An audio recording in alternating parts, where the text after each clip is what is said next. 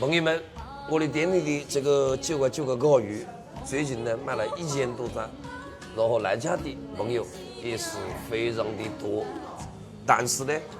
我跟大家话一个事啊，我的有些会员就斗气计较，那认为活动期间是吧，来的客人比较多，自个呢就偷懒，甚至呢可能是考虑想帮我店里省钱，把这个镇店之宝冒上，就是我的发扬包餐。所有加我的这个包餐店都说这个包餐好吃，点了1份要2份，点了2份要3份。但是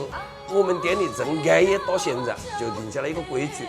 这个包餐就是哪怕你来做人家做一下，我都要升1份。所以我的店里的第1份包餐都升的价值12块，也欢迎大家来监督，就是你不要做声，这个包餐就是你讲完的饭，没给你升1份，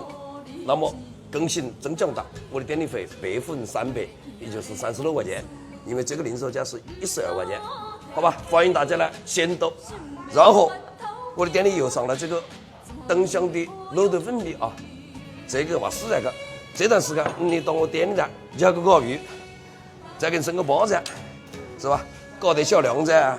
如果没加饭干，搞个卤豆粉米就非常伟大。不要多点赞，不要浪费，好吧？欢迎大家来监督。